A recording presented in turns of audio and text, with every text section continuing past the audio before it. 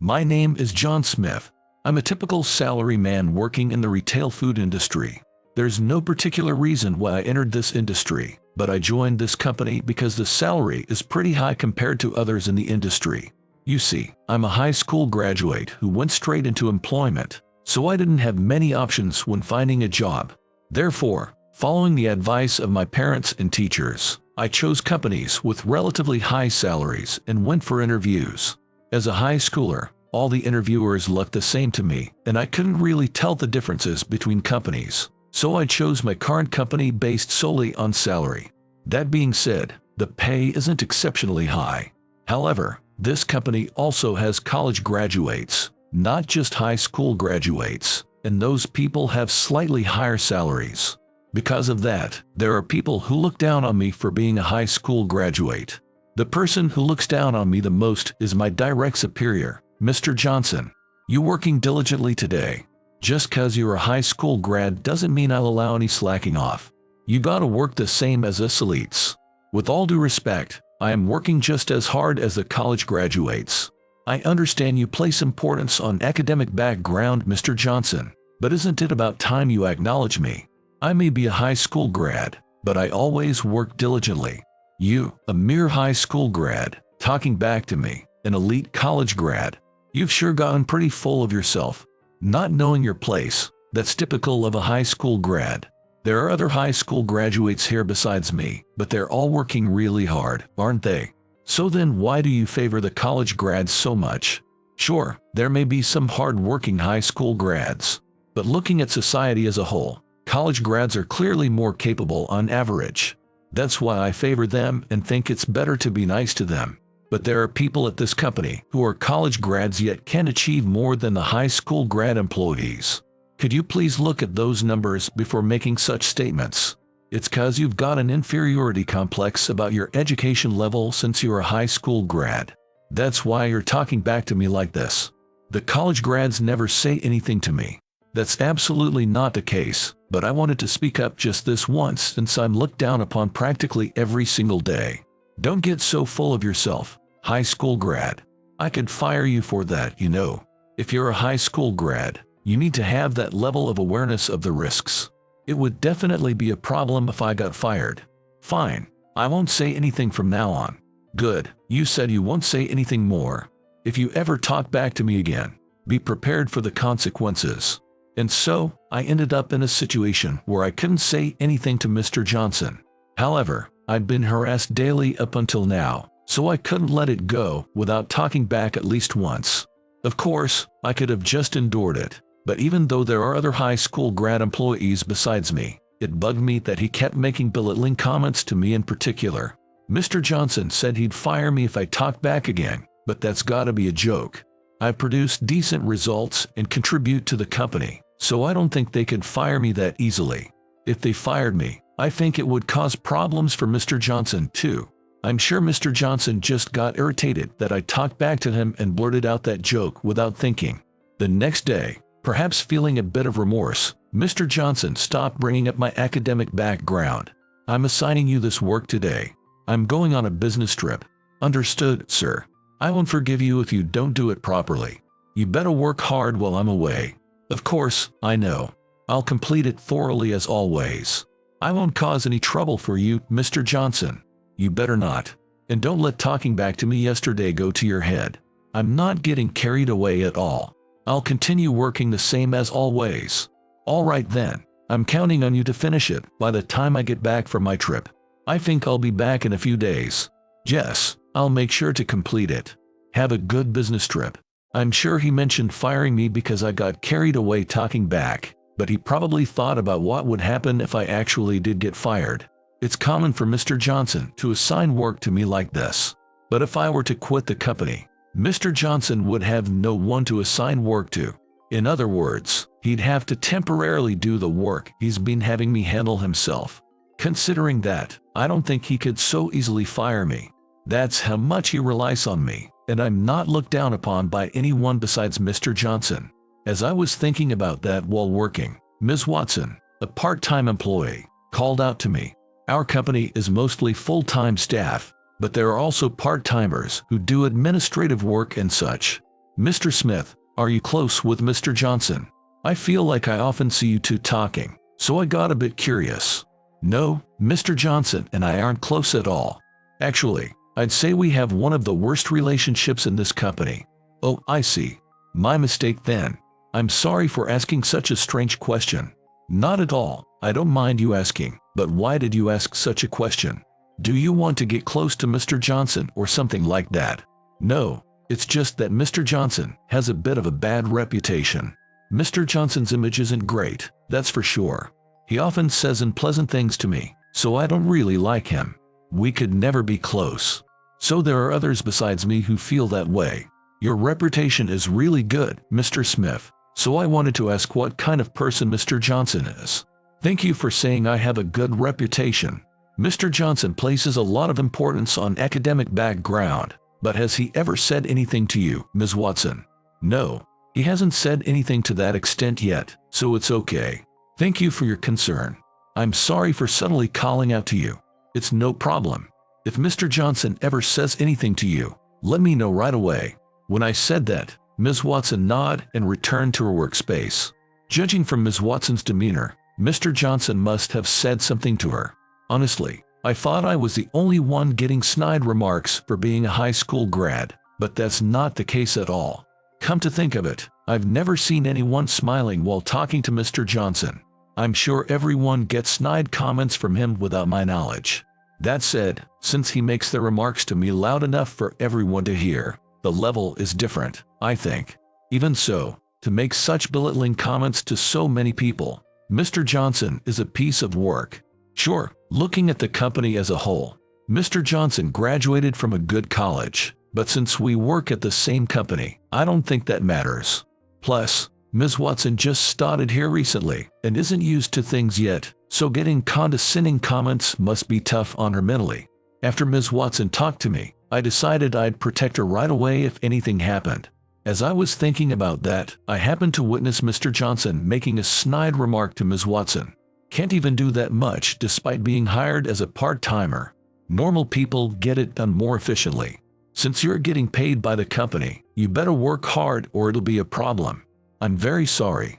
I just joined this company recently, so there are things I'm not used to yet. However, I don't want to make excuses, so I will strive to improve. I apologize for causing you trouble. You say you just started, but it's been several weeks, hasn't it? And yet you can't even satisfactorily complete work of this level. What in the world have you been doing, you incompetent? I'm truly sorry. I'll be sure to work hard from now on, so I'd appreciate it if you could overlook it just this once. Sounds like you're really getting chewed out, but what kind of mistake did Ms. Watson make? Your voice is echoing throughout the whole company, Mr. Johnson. I told her what supplies to buy, but she didn't do the shopping satisfactorily. What she bought wasn't what I wanted. If you're not used to what supplies our company uses, it can't be helped this time, right? It'd be a problem if the same mistake was made every time though. I'm sorry for causing trouble for you too, Mr. Smith. This was my first time being asked by Mr. Johnson to buy these things, so I got the most average items, but I guess they were wrong. I think anyone could make that kind of mistake, so no need to get flustered. As long as you're careful not to make the same mistake next time, it'll be fine. You're a diligent person, Ms. Watson, so I'm sure you'll be okay. Thank you so much for saying that. From now on, I'll be sure to check before going to buy things so I don't make the same mistake. I'm truly sorry about this. Come to think of it, Watson's a high school grad too, right?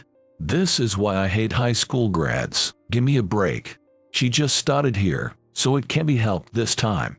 Plus, there are part-timers with college degrees too. Don't blame her so much just cause she's a high school grad. Sticking up for each other cause you're both high school grads. Oh, I told you I'd fire you if you talked back to me, didn't I? You better be careful how you work too. Mr. Johnson flashed a defiant grin and went off to do sales. As I was comforting Ms. Watson, I thought about what I should do. If things continue like this, it feels like Mr. Johnson's got me by the throat, and it'll be really hard to work. I'll keep getting belittling comments, and if I talk back, I'll get fired.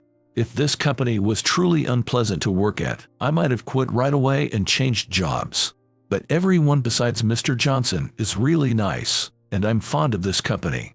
So rather than run away from this company and find a new job, I want to resolve the issue with Mr. Johnson and make it a better work environment. With that in mind, I decided to consult HR about Mr. Johnson's words and actions. I'm sure if I was the only one going through this, I would have waited longer to consult them. But now that I know about Ms. Watson's situation, I want it resolved as soon as possible.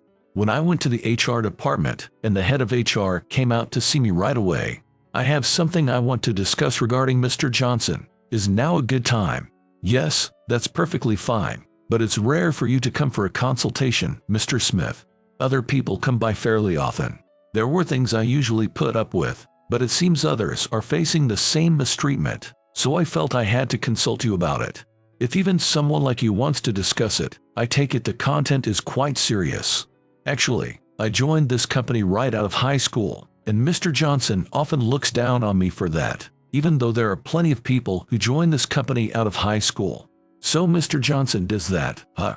And I thought I was the only one being harassed, but it seems others are facing similar treatment. I felt I couldn't stay silent anymore. It's wonderful that you're taking action for the sake of others too.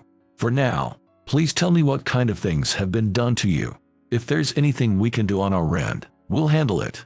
And so, I reported everything Mr. Johnson had done to me to the HR department. Mainly, he made remarks looking down on me, acting elitist about academic background, but he also made me do excessive work, saying it's only natural for a high school grad to obey a college grad. He pushed a ton of work on me. From my perspective, I went along with it not because he was a college grad, but because he was my superior. But recently, it's gotten out of hand, and he shoves any and all work onto me. I'm sure he's gotten carried away because I don't talk back. As expected, in the state I can't properly do my own work, so I had been thinking of consulting HR eventually. When I discussed with HR everything that had been done to me up until now, the head of HR listened very earnestly. I had never consulted anyone before, so just having someone listen seriously made me happy. However, as a result of the consultation, I was told they couldn't give any direct punishment since he hadn't committed serious enough wrongdoings. That said, the head of HR said he would directly caution Mr. Johnson. A few days later, I had a chance to speak directly with Mr. Johnson. I went to see Mr. Johnson, thinking his attitude might be different from usual if he had indeed been firmly cautioned. I came because I was summoned by a mail, but what do you need? You're late, you incompetent high school grad. Don't make me wait. The time of an elite college grad like me is more valuable than a high school grad's. You don't even know that as you go about your day. I'm not really conscious of that, and I figure we're the same since we work at the same company. I was late getting here because I was busy with work too. 'Cause you're a high school grad, you can't even consider that. From now on, be aware that you are taking up my precious time and come right away when you are called. Got it? With all due respect, I did arrive by the time stated in the mail, so I don't think I did anything to be scolded for. Have you forgotten that I said I'd fire you if you talked back to me? If you remember that, then does that mean you are prepared to quit here? Of course I remember that, but since I wasn't actually late, I felt I had to correct you when you made it sound like I was. So you want to say you didn't talk back, you just corrected me, huh? Yes, that's right. Judging from Mr. Johnson's demeanor, he doesn't seem to be remorseful at all. The head of HR said he would firmly caution Mr. Johnson within a few days, but maybe he hasn't cautioned him yet. If this is how he is after being cautioned, then there's probably no changing Mr. Johnson. Considering that, I don't intend to stay at this company until retirement, so I'll have to think about changing jobs. Why do I, the one being harassed, have to be the one to quit this company and find another? As I was thinking about that, I started to really dread work. I figured I couldn't keep thinking like this forever, so I decided to ask Mr. Johnson directly. For now, I wanted to resolve everything and get back to normal work duties as soon as possible. By the way, did you hear anything from the head of HR? Yeah, he told me to take work more seriously, but I'm already plenty serious about my work, so I told him to shut up. Don't tell me you made a pointless report to HR. I did consult the head of HR since it was getting hard to work, to be honest. If you've got a problem, say it to me directly. Don't go consulting HR about every little thing. This is why I hate high school grads. They are so coddled. Of course, I initially planned to talk to you directly, but you said you'd fire me if I talked back, so I had no choice but to consult HR. I'm not listening to any excuses. You really went and did something pointless. Now HR's got their eye on me. If anything happens to me, I'm taking you down with me. Please don't say such scary things. I work hard too, you know. Why do I have to get dragged down with you, Mr. Johnson? Some nerve you've got to snitch on someone then say that. I'm really getting pissed at you, so be prepared. I'll work you to the bone, much worse than before. I don't want to work while worrying about stuff like that. Can't you stop looking down on me because of my education? No way, I'm never gonna forgive you. If you report me to HR again, you won't get off easy next time. Mark my words. I understand. Seems he's not remorseful at all. In the end, he even put pressure on me. If anything, it looks like things will be even tougher for me going forward. Even though I went to the trouble of consulting the head of HR, I didn't think it would have so little effect. It's disappointing. I thought even Mr. Johnson would change more if cautioned directly by the head of HR. At this rate, I don't think his attitude toward high school grads will change, so Ms. Watson will probably have a hard time too. If that's the case, I don't know what I consulted HR for. However, I did everything I could, and there's nothing more I can do, so it is what it is. As I was thinking that while working, I overheard Mr. Johnson making another snide comment to Ms. Watson. Is Mr. Johnson deliberately speaking loudly so the whole company can hear? He's talking quite loudly. Is he trying to assert his position by looking down on Ms. Watson, a high school grad? I have no idea what his intention is, but Mr. Johnson often makes snide remarks loudly. Anyway, I felt bad leaving Ms. Watson alone, so I decided to intervene. Mr. Johnson, that's going too far. I feel bad for Ms. Watson. I don't know what she did, but I think it's wrong to say it loud enough for the whole company to hear. Why are you butting in? I'm talking to Watson right now, so don't interrupt. Or do you want to argue with me and get fired from this company? That's not what I'm trying to say, but you're yelling at Ms. Watson so loudly that the other employees are startled. You gotta firmly warn a misbehaving high school grad. I think a college grad wouldn't repeat the same mistake, but high school grads are no good. I'm cautioning Watson for her own sake. Is this mistake the same as what Ms. Watson did before? No, this time it's a completely different mistake. I made an error because I hadn't received an explanation from my superior. That said, it's my mistake, so it can't be helped that I'm being scolded. I understand cautioning someone who made a mistake, but I thought you were yelling way too loudly. Ms. Watson is a part-timer, even if she was full-time. So part-timers can make mistakes and it's okay. I don't think that way, maybe because I'm a college grad. I don't get how incompetent people who only went to high school think. You don't have to look down on high school grads that much. And Ms. Watson may be a high school grad, but she makes fewer mistakes and works harder than the other part-timers. Thank you for defending me like last time. I'm truly grateful to you, Mr. Smith. That's why I said not to get all buddy-buddy as fellow high school grads. The other part-timers may make more mistakes than Watson, but I think they won't repeat the same ones because they're all college grads. But Ms. Watson isn't repeating the same mistakes either. On top of that, if she makes fewer mistakes than the other part-timers, doesn't that mean Ms. Watson, a high school grad, is more capable? Shut up. Don't talk back to me. You're fired. Never come to this company again. Can you just say that on your own? The executives will get mad at you, you know. You think the executives would get mad at me for getting rid of an incompetent high school grad like you? What are you saying? Aren't you getting a bit too full of yourself? Mr. Johnson says that while laughing. He really doesn't seem to think I'm necessary. That said, I can't talk back at all, so I decided to leave the company like this. Of course, there were lots of things I wanted to say, but I told Mr. Johnson not to raise his voice, so I can't argue back here. Plus, it's already certain that I'll be fired, so I figured it's pointless to say anything back. In that case, rather than waste energy here, I decided to use my energy on finding a new job. It's really sad to be fired from a company I loved so much, but there's nothing I can do now, so I started packing up my things, just as Mr. Johnson told me to. My coworkers were worried about me, but there's nothing I can do at this point. Since consulting the head of HR didn't work, I don't think Mr. Johnson will change.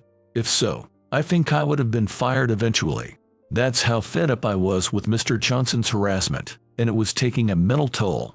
As I was packing up, Mr. Johnson said this to me. "'Cause you're a high school grad, you're slow at packing up too. It's really embarrassing that someone like you was at our company. Hurry up and pack your things and get out. I'll be sure to leave by the end of today, so you can get back to work. Or do you not have any work to do? If so, I'll return the work you pushed on me. Is that the best resistance you can muster? After talking back to me so much, you end up leaving the company. The life of a high school grad really is pathetic. Well, I'm done packing up, so I'll be going now. Thank you for everything. Goodbye." And with that, I left the company. I had an attachment to this company, having joined and worked here straight out of high school, so it was definitely lonely to leave. I pretended like I wasn't thinking anything so Mr. Johnson wouldn't provoke me further, which was really sad. If possible, I wanted to keep working at this company without Mr. Johnson. Even if I say that, I have to accept reality. But I couldn't come to terms with reality at all and ended up spending several days without job hunting. Getting fired so suddenly, it doesn't feel real. Plus, if I had been fired for making a mistake myself, I might be convinced and even reflect on it. But this time, the reason for being fired is clearly ridiculous. That's why it doesn't feel real, and rather than sadness, anger wells up inside me. Of course, I got fired because I followed instructions, but I think now, why didn't I say anything back? Maybe it's because it was such a good company that I'm still hung up on it. Everyone besides Mr. Johnson was really nice. Work was going well, and I had no complaints. And while I ended up leaving Ms. Watson behind, is she still being harassed now that I'm gone? As I was thinking about that, I got a call from an unknown number. Normally I might ignore it, but since I had just quit my job, I thought it might be related to something and answered it. The caller was Ms. Watson. "Huh? How do you know my phone number, Ms. Watson? Did you ask someone at the company and call me?" "Yes, something like that. More importantly, I'm so sorry about the other day. To think you got fired after defending me. Don't worry about that. I just couldn't take it anymore. So regardless of you, Ms. Watson, I think this was my fate eventually. Well, I talked to the higher-ups about that, so it's all good now. They voided your termination too, so you can come work normally starting tomorrow, just like before." "What do you mean by that?" "You're a part-timer, Ms. Watson, so you can't talk to the executives, right?" "I don't really understand the situation. It's hard to explain over the phone, so could you come to the company tomorrow for now? I'll explain everything there." "Okay." I don't know what's happening, but I decided to trust Ms. Watson and go to the company for now. When I went to the company, Ms. Watson and the executives were gathered there. And even Mr. Johnson, the last person I went to see, was there. Honestly, I didn't want to see Mr. Johnson, but since he was there, I had no choice. Plus, Mr. Johnson looks kind of apologetic for some reason. When Ms. Watson noticed my presence, she immediately waved me over. I rushed over to where the executives and Ms. Watson were, still not understanding anything. "I'm sorry for suddenly calling you here. There was something important I had to discuss, so I wanted you to come." "That's totally fine. But what exactly happened?" "I thought I heard I could work the same as before starting today, but was that a misunderstanding?" "No, I did say that, so don't worry." "Then could you please explain what this is about? I really don't understand what's going on." "Actually, there's something I was keeping from you, Mr. Smith. I'm working part-time here, but I'm actually the daughter of the CEO who runs this company. The CEO of this company is named Watson too, but is that really true? It must be hard to believe when I suddenly say that. But it's true. I'm working part-time here as the CEO's daughter." "I see." After hearing the details, it seems Ms. Watson was told by the CEO to start as a part-timer first. So she had been working at this company as a part-timer, not a full-time employee. In the midst of that, she learned that Mr. Johnson was making remarks to other employees that showed his elitism regarding academic background, and she reported it directly to the CEO. Then, the CEO told her to state that she was a high school graduate in order to get solid evidence and confirm whether Mr. Johnson was really saying terrible things to high school grads. As a result, Mr. Johnson really did say terrible things to Ms. Watson, so this time, the CEO himself decided to deal with it. I had no idea that was going on behind the scenes. I was skeptical, but I was able to believe it after the executives directly explained it to me. So, I explained the situation to the CEO and had him arrange it so you can keep working here, Mr. Smith. If you're not particularly fed up with this company, you can work here again.